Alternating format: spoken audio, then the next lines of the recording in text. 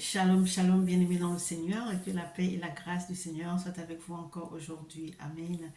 Je suis votre âme sœur et servante, le prophète Jérémie du ministère des enfants perdus, présidente du mouvement des femmes abusées, restaurées par Christ. Amen.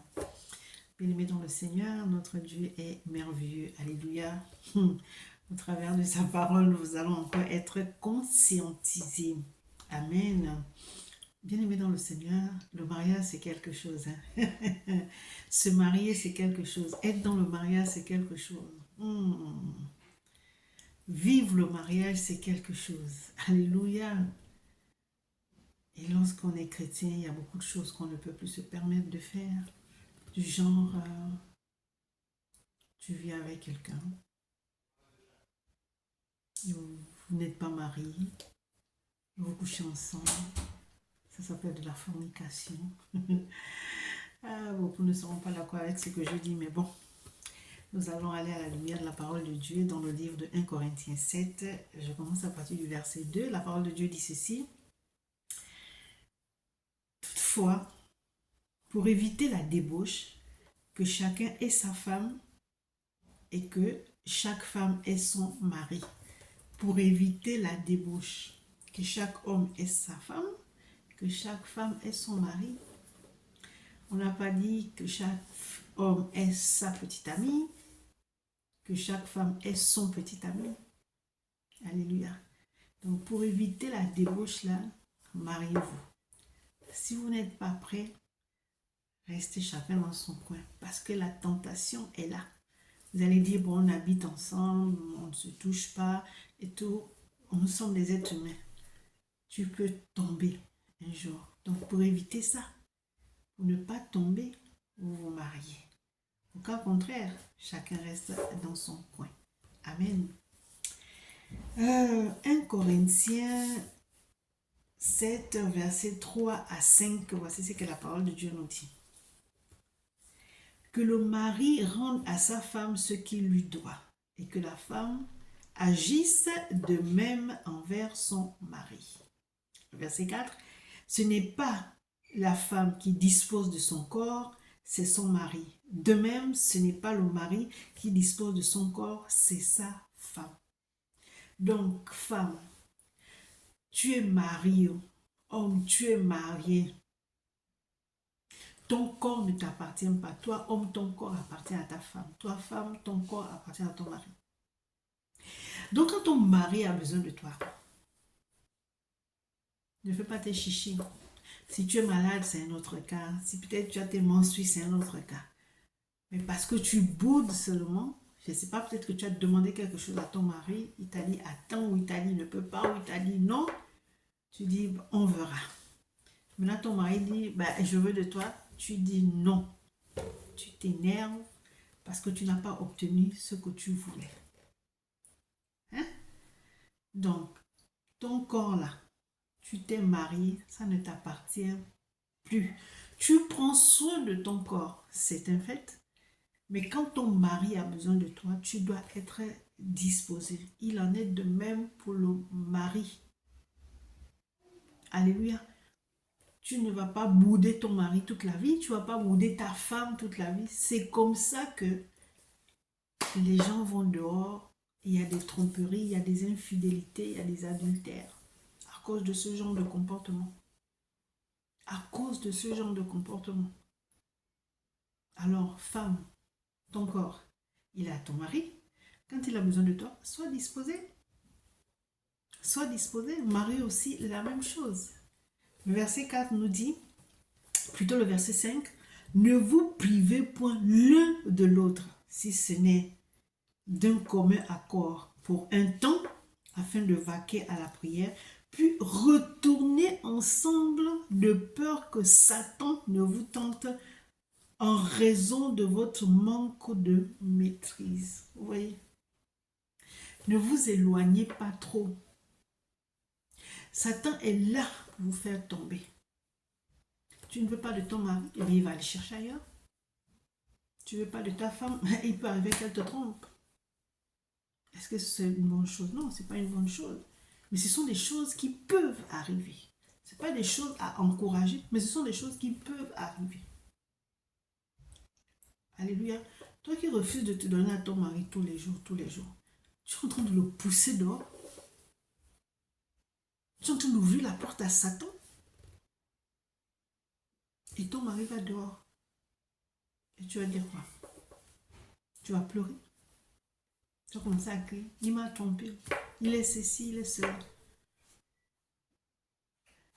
Les femmes peuvent supporter, rester longtemps, sans pour autant avoir des rapports. Mais les hommes, c'est pas la même chose.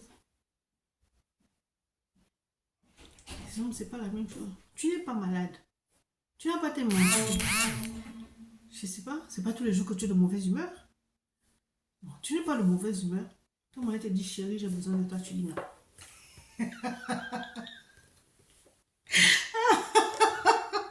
Tu dis non. Pourquoi tu dis non? Tu t'es marié, pourquoi?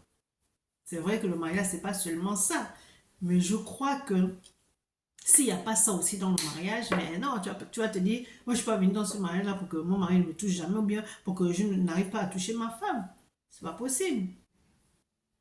C'est pas possible. Mais n'ouvrons pas la porte à Satan. Si tu es fatigué, tu parles avec ton mari, tu dis non chérie, là, moi je suis fatiguée. Il va comprendre. Mais ton lot est catégorique. Chérie, j'ai besoin de toi. Non! Ah non, les femmes, de fois, vous faites des choses. Waouh! Je t'ai dit non. Waouh! Ok.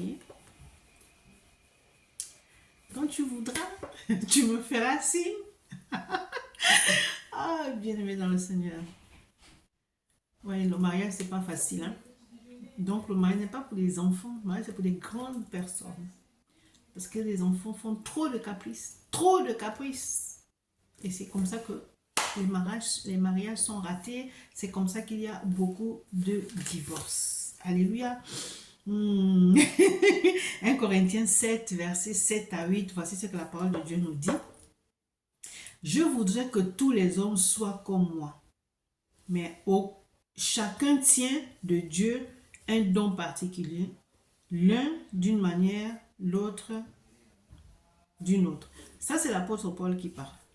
Mais il dit, à ceux qui ne sont pas mariés et aux veuves, je dis qu'il leur est bon de rester comme moi.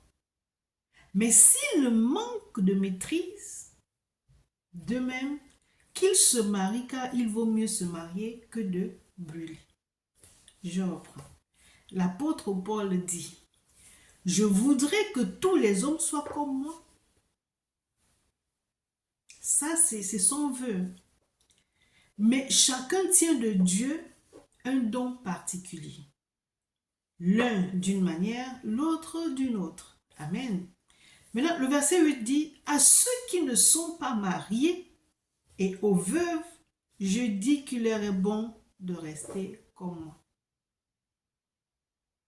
Donc, tu n'es pas marié, c'est pas grave.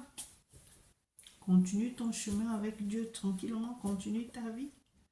Est-ce que ne pas être marié, c'est une faiblesse? Est-ce que ne pas être marié, c'est une honte? C'est pas une honte. Être veuve, est-ce que c'est une honte? Non, ce n'est pas une honte. Bon, je suis veuve, je n'ai plus envie de me marier, je veux rester comme ça. Si tu es sûr que tu peux rester comme ça sans avoir envie d'un homme, amen.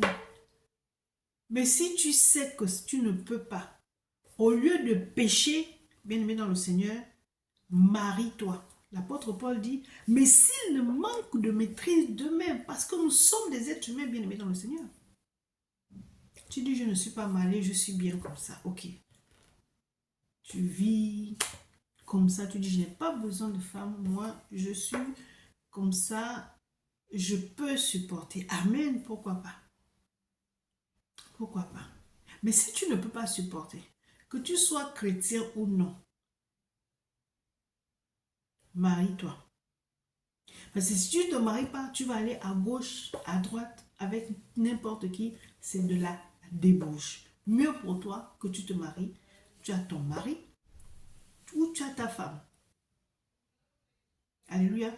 Il y a beaucoup qui ne veulent pas s'engager Parce qu'ils ont peur des responsabilités. Ils veulent leur liberté. Mais dans votre liberté là, il y a du libertinage. Vous faites tout et n'importe quoi. Vous allez à gauche, vous allez à droite. Deux fois, vous ne vous protégez même pas. Et c'est comme ça que vous attrapez des maladies. Je ne veux aucune responsabilité. Je suis libre de mener ma vie comme je veux. Oui, tu es libre de mener ta vie comme tu veux. Mais c'est une vie de désordre. Tu peux perdre ta crédibilité comme ça. Personne ne te respecte parce qu'on sait quelle vie tu mènes.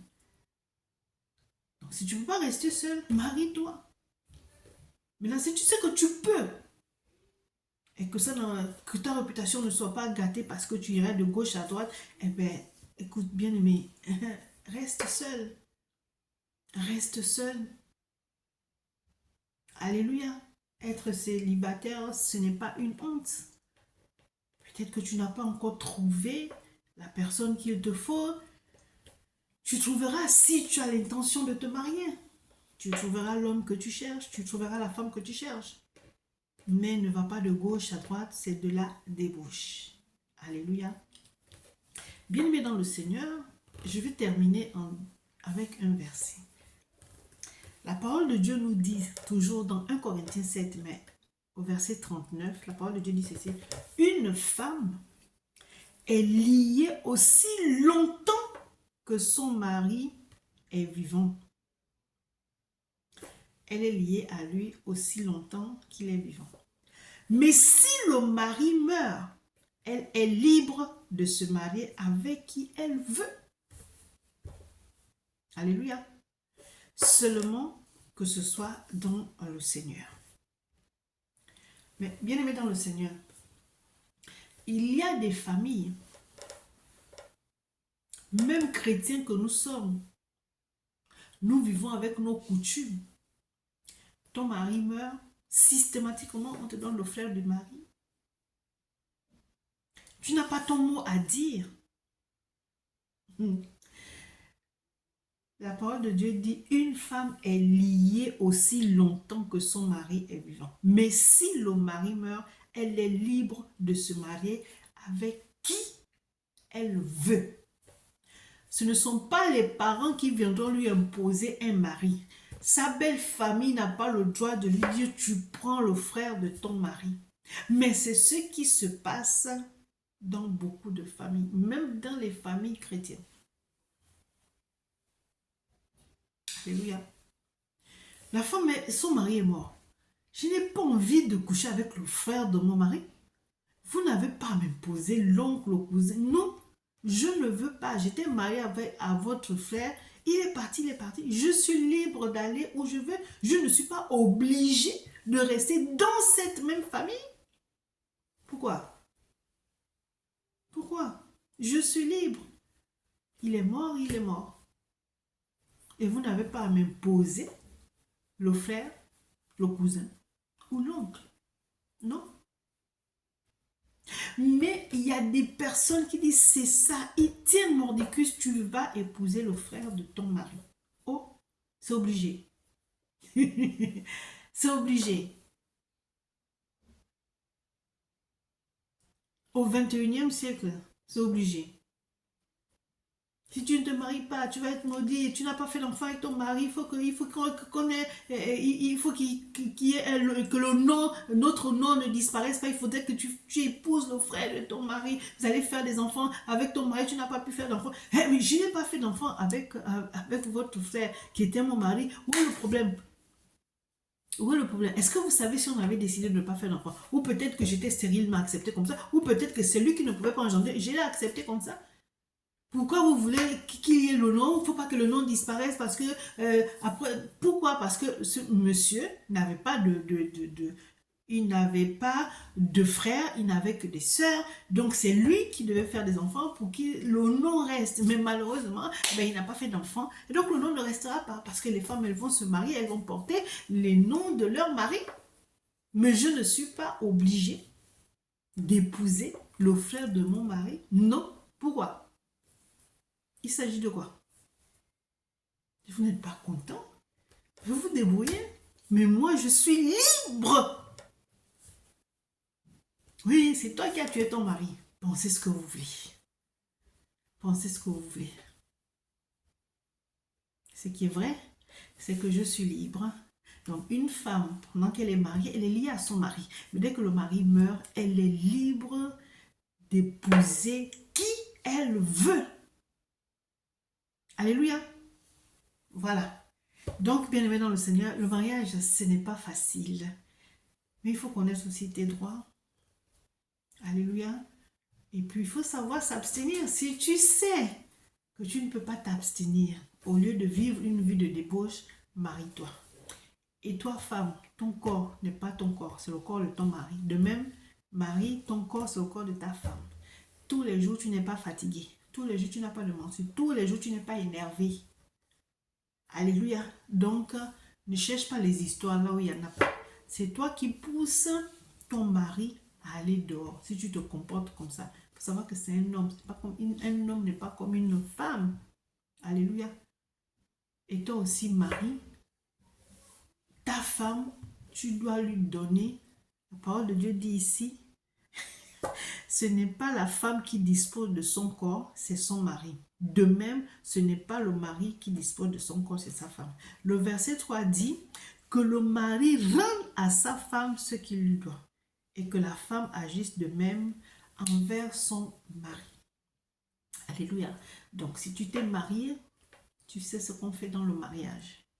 Comme ça, le mariage, c'est pas pour les enfants. C'est pas pour les enfants. Ce sont des hommes et des femmes qui se marient, pas des enfants. Alléluia. Il y a beaucoup de concessions à faire dans le mariage. Beaucoup de concessions.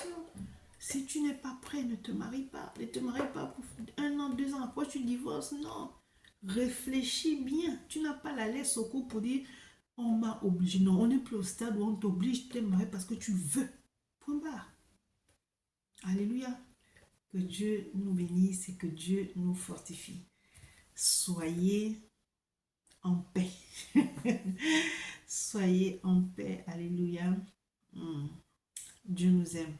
Donc, bien-aimé dans le Seigneur, toi qui veux te marier, réfléchis d'abord. Ne sois pas pressé. Amen. Ne sois pas pressé. Ne regarde pas ton âge. L'âge n'a rien à voir. Amen. Ciao, ciao.